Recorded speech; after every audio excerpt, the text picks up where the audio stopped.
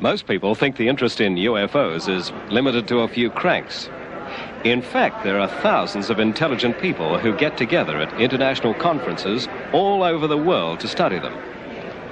We visited one at Chicago to interview the man who for 20 years was head of the U.S. Air Force top security investigation into UFOs, Dr. Allen Hynek.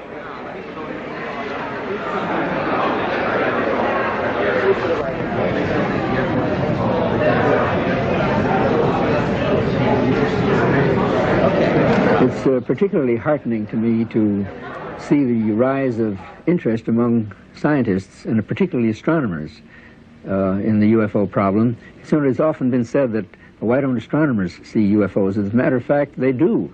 In a very recent report by Professor Sturrock of Stanford University, who queried all the members of the American Astronomical Society, found that 53% of those who responded said that, in their opinion, the UFO problem was worthy of scientific study. And what is more, 64 of the astronomers who responded gave what would be called UFO reports, objects, sightings that they personally had made at their observatories frequently, which to them was unexplained.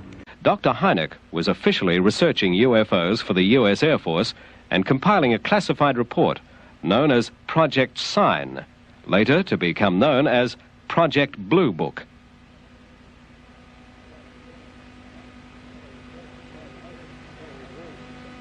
Well, it was as an astronomer that I first became associated with the UFO problem. In 1948, the Air Force asked me, as an astronomer, to assist them in seeing how many of the reports on flying saucers that were coming in at that time could be explained astronomically.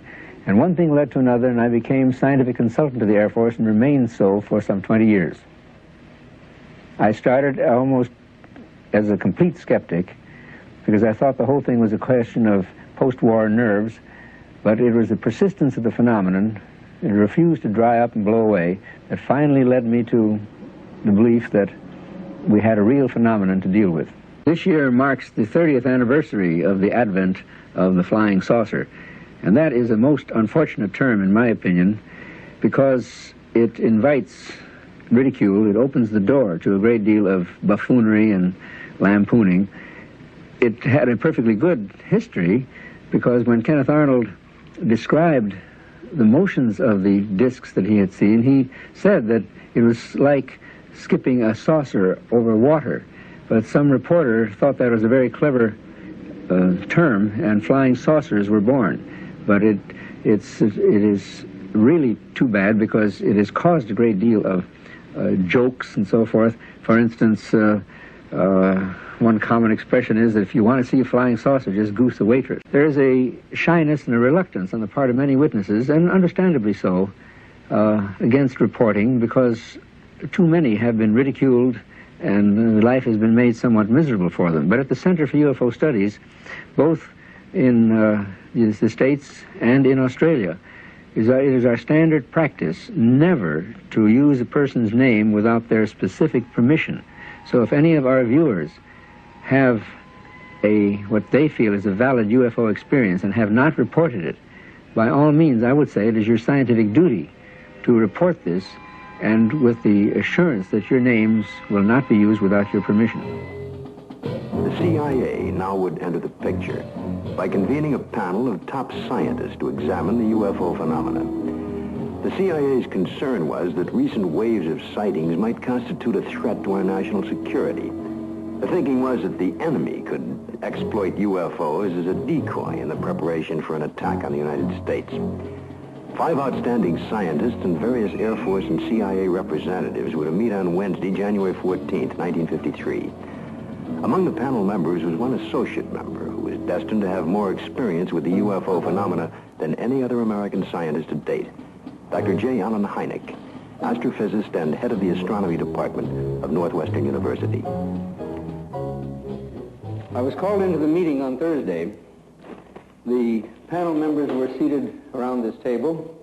It was a rather somber and impressive occasion, actually. I was a junior member, and I remember feeling considerably nervous and apprehensive about being in front of this powerhouse of scientists.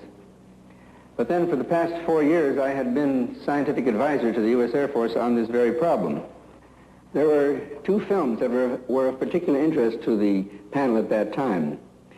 One was a film taken by a Navy officer while on vacation in Utah, near Tremonton, Utah, and the other was a film taken in Great Falls, Montana, by the owner of the local baseball team. The Utah film had already been subjected to some 1,000 or so man-hours of analysis by the Navy's Photographic Interpretation Laboratory.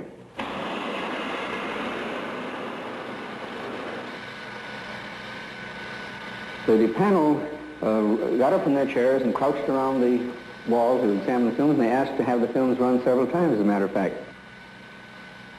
Now, the Navy had, on the basis of their detailed analysis of the Utah films, they had concluded that the objects shown in the films could not be birds, balloons, aircraft, and so forth, but indeed that they were self-luminous, unidentified objects. Despite this conclusion, the panel rejected it and concluded that the objects were birds. They couldn't be unidentified, therefore they had to be birds. I came away from the meeting and from the room with the distinct feeling, however, that the panel had deliberately moved to debunk the whole subject and not to give it the serious scientific attention which it deserved.